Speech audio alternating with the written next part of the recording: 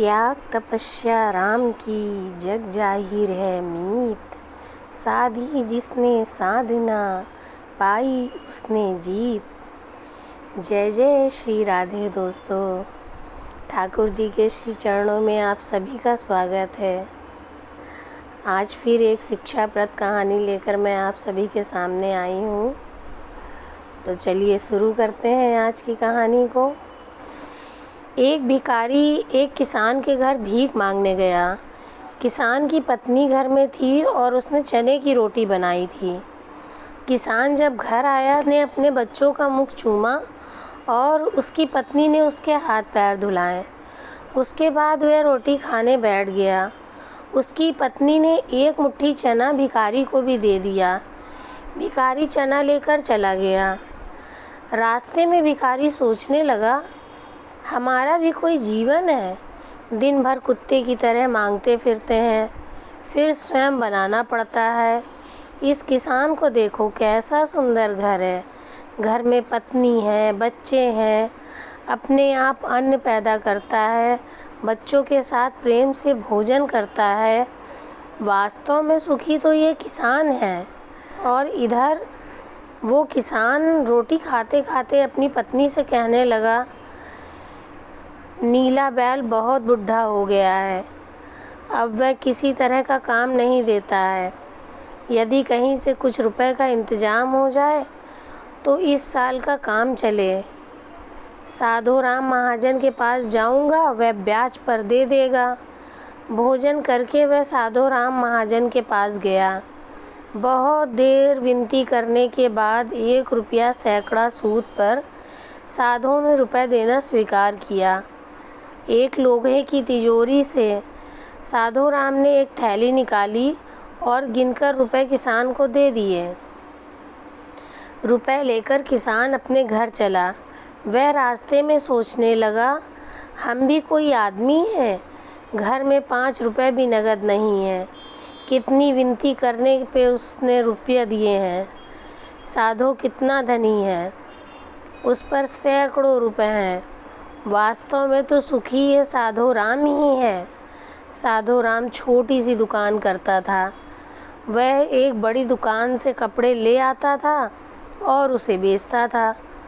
दूसरे दिन साधु राम कपड़े लेने गया। वहाँ सेठ पृथ्वीचंद की दुकान से कपड़ा लिया। वह वहाँ बैठा ही था कि इतनी देर में कई तार आए। कोई बम्बई का था, कोई कलकत्ते का था। किसी में लिखा था 5 लाख का मुनाफा हुआ, किसी में 1 लाख का। साधु महाजन ये सब देखता रहा। कपड़ा लेकर वह चला आया।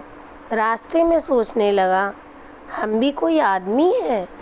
100-200 जुड़ गए, महाजन कहलाने लगे। पृथ्वीचंद कैसे हैं, एक दिन में लाखों का फायदा। वास्तव में तो सुखी यह है। उधर पृथ्वीचंद बैठा ही था कि इतने में ही तार आ गया कि 5 लाख का घाटा हुआ। वह बड़ी चिंता में था। तब नौकर ने कहा, आज लाट साहब की राय बहादुर सेठ के यहाँ दावत है, आपको जाना है। मोटर तैयार है। पृथ्वीचंद मोटर पर चढ़कर राय बहादुर की कोठी पर चले गए। वहाँ सोने चांदी की कुर्सियाँ पड़ी थी। राय बहादुर जी से कलेक्टर और कमिश्नर हाथ मिला रहे थे। बड़े बड़े सेठ खड़े थे। वहाँ पृथ्वीचंद सेठ को तो कोई पूछता भी नहीं था। वे भी एक कुर्सी पर जाकर बैठ गए। लाट साहब आए, राय बहादुर से हाथ मिलाया, उनके साथ चाय पी और चले गए। पृथ्वीचंद अपनी मोटर से लौट रहे थे और रास्ते में सोचते जा रहे थे, हम भी कोई सेठ हैं, 5 लाख के घाटे से ही घबरा गए। राय बहादुर का कैसा ठाट बाट है। लाट साहब उनसे हाथ मिलाते हैं। वास्तव में तो सुखी ये ही हैं। इधर लाट साहब के चले जाने पर राय बहादुर के सिर में दर्द हो गया। बड़े बड़े डॉक्टर आए।